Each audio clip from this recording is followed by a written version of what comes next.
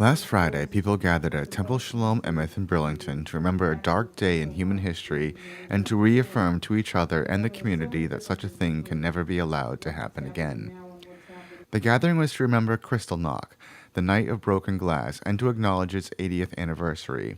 On November 9th to November 10th, 1938, in an incident known as Kristallnacht, Nazis in Germany torched synagogues, vandalized Jewish homes, schools, and businesses, and killed close to 100 Jewish people, all while authorities looked on without intervening.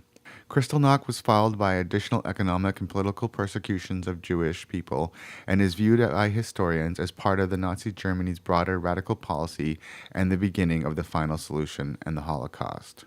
The guest speaker for the evening was Marv Goldschmitt, the son of Susan and Otto Goldschmitt, two people who were the only members of their families who didn't leave Europe prior to the Holocaust who survived and eventually made it to the United States. Marv said every Kristallnacht has meaning, but this one, being the 80th anniversary, but also because of recent events like the Pittsburgh synagogue shooting, have shown that hatred is still a force that must be resisted. Historically, we've been listening to the echoes of the past, and unfortunately, I think more and more people are beginning to be frightened and concerned that we're listening to the drumbeat of the future. And so people's awareness of what's going on,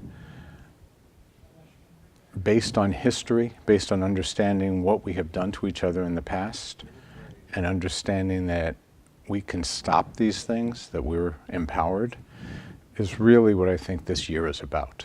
And I hope tonight, by reminding people of two particular lives, that it will encourage them to take the next step in trying to affect the world.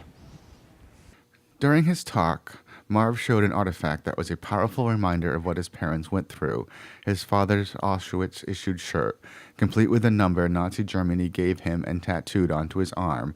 That was his only clothes for 3 years in the concentration camp and for months after the war as he traveled Europe trying to get his life back together. The shirt has never been clean and still has a stain from Otto Goldschmidt's blood. It's not meant to shock. It's meant to make tangible what the reality is that people went through. Again, this is not to shock. It's to remind people this is real. Clearly what happened in Pittsburgh didn't remind people, it made real a situation that is very difficult out there, not just for Jews. I think, that's clearly a focus. It's difficult for lots of smaller groups and some larger groups who are being marginalized and victimized and basically being treated as subhuman. That's not something we can allow to continue happening. Marv said he ends his talk with a story about when he was 8 years old and he asked his father why more people didn't leave their homes in Germany and the surrounding countries ahead of the Nazi threat. He said the answer he received helped form his worldview and is a lesson to those gathered to hear him speak. And he said, and this is close to his accent, well, that was our home. And nothing like that can ever happen in our home. And this is your home. And nothing like that can happen in this home until it does. I was 8 years old. I think that what I want people to leave with is that we're always standing on the precipice of danger.